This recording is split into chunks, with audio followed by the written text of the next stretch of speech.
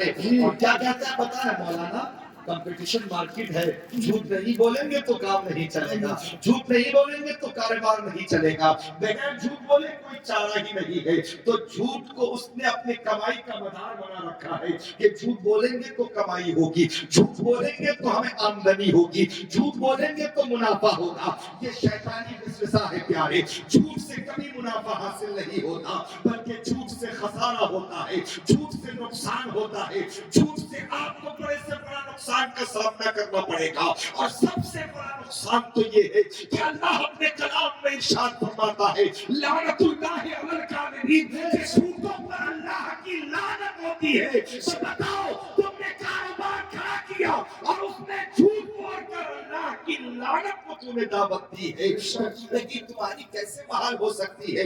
مانا میں نے کہ تم نے جھوٹ بولا اور 100 کا نوٹ زیادہ کما کر گھر لایا ہے، لیکن پیارے معلوم ہے اگر اللہ پر توکل نہیں، تم نے 1000 آپ نے جھوٹ بول کر زیادہ کمایا، دل تو بڑا خوش تھا کہ یار تھوڑا سا بولنا پڑا اور ہم نے 1000 روپے منافع کما لیا، لیکن جب شام کو گھر آئے تو پتا چلا کہ بیوی بچے کو لے کے بیٹھی ہے۔ کہا کیا ہوا؟ کہا سویرے سویرے سے آج اس کو بخار ہے، ذرا لے جاؤ ڈاکٹر کو دکھا کر لاؤ، بچہ بیمار ہے، بڑا تڑپ رہا ہے، ماں پریشان۔ اور جب باپ نے بچے کی حالت دیکھی کہ واقعی بخار میں تڑپ رہا ہے میرا بچہ، بچے کو اٹھایا ڈاکٹر کے ہاں لے گیا، ڈاکٹر نے پہلے 500 کی فیس کاٹی، دیکھنے کے بعد کہا یہ دوائیں لے لو، 500 روپے کی دوائی آئی تمہارے گھر میں، یہ 1000 روپے 1 منٹ میں چلے گئے، پتہ نہیں چلا، تمہیں اس پر احساس نہیں ہوا۔ اگر تم احساس کر لیتے کہ ہم 1000 روپے حرام نہ کماتے تو اللہ میرے بچوں کو صحت یاب رکھتا اور اللہ میرے بچے کو بہترین زندگی بھی دیتا۔ یہ 1000 روپے 1 منٹ میں کسی دوسرے کو دے کر آؤں۔ جی بے شک، اس بات کا احساس نہیں ہے۔ جی حرام کی کمائی میں چمک بہت ہے پیارے، مگر یاد رکھو وہ کمائی رکتی نہیں ہے، وہ کمائی ٹھہرتی نہیں ہے، کبھی ہارٹ کے ذریعے نکلتی ہے، کبھی برین ہیمریج کے ذریعے نکلتی ہے، کبھی شوگر کے ذریعے نکل رہی ہے، تو کبھی ڈائبٹیز کے ذریعے نکل رہی ہے۔ طرح طرح کی بیماریاں آپ کو آ کر چکر لیتی ہے، پھر وہ حرام کی کمائی ایسے نکل جاتی ہے کہ محسوس بھی نہیں ہوتا۔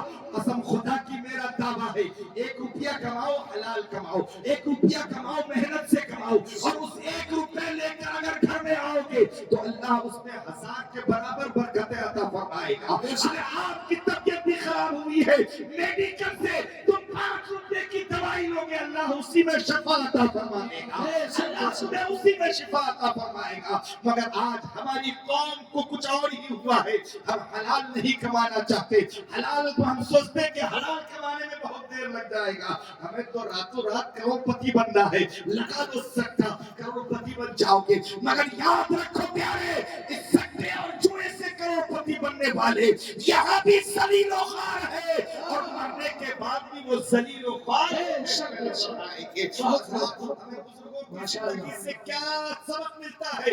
بزرگوں کی زندگی کو دیکھو پیارے، ان کی زندگی اتنی عظیم الشان ہے کہ اگر ایک سیب وہ بھی بلا اجازت کھایا ہے تو 12 سال نوکری کر رہے ہیں، اور ایک خاتون کی ان کے پاس سامنے ایک نوجوان ہے اور ان کے سامنے یہ شرط رکھ دی گئی میری بچی اندھی ہے، لولی ہے، لنگڑی ہے، اس سے نکاح کرنا ہے۔ جوانوں سے نہ غور کرو، کسی جوان کے سامنے اگر 1 کروڑ روپے رکھا جائے اور اس سے کہا جائے کہ ایک اپاہج لنگڑی لولی لڑکی سے شادی کرنا ہے، کیا کوئی نوجوان تیار ہوگا؟ ہرگز تیار نہیں ہو سکتا۔ یہ تو اللہ والوں کی شان ہے پیارے، یہ تو اللہ والوں کی شان ہے، ان کو دنیا سے کچھ نہیں لینا ہوتا، نہ ان کے اندر دنیا داری ہے، وہ دنیا کی حقیقت تو ان کی نظر میں صرف اتنی ہے کہ ایک مچھر کے پر کے برابر بھی دنیا کی حقیقت بزرگوں کے سامنے نہیں، وہ مچھر کے پر سے بھی حقیر اس دنیا کو سمجھتے ہیں۔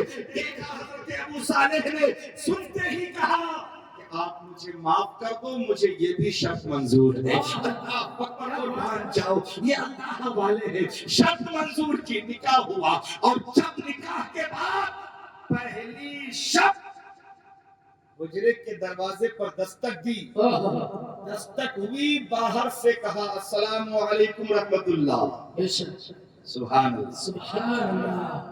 ہم صرف شاعروں کو ہی سبحان اللہ سے داد دے رہے ہو کیا؟ کبھی کبھی تقریر کرنے والوں کے لیے بھی سبحان اللہ کہہ دیا۔ سبحان اللہ۔ بہت سنجیدہ لہجے میں آپ سننا مجھے بڑا اچھا لگا، جی بہت اور میں بھی اسی ماحول کا قائل ہوں۔ میں ہلڑ بازی پسند نہیں کرتا، اچھا بیان ہے۔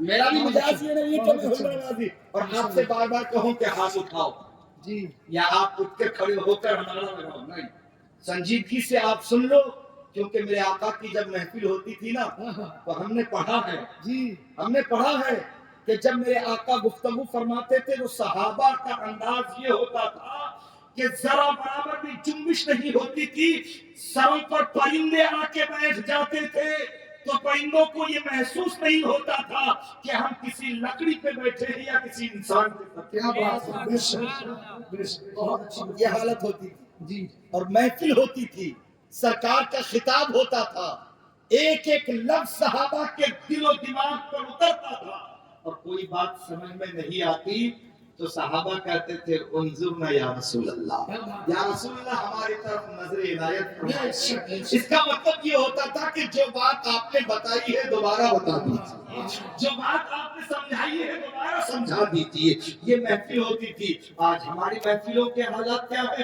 مقرر ہو یا شاعر ہو، جب تک محفل کودے نہ، جب تک محفل ہنگامہ نہ کاٹے، جب تک محفل میں شور نہ ہو، نہ تقریر کرنے والے کو مزہ آتا ہے نہ نعت پڑھنے والے کو مزہ آتا ہے، اور نعت پڑھنے والا تو سوچتا ہے کہ تم میرے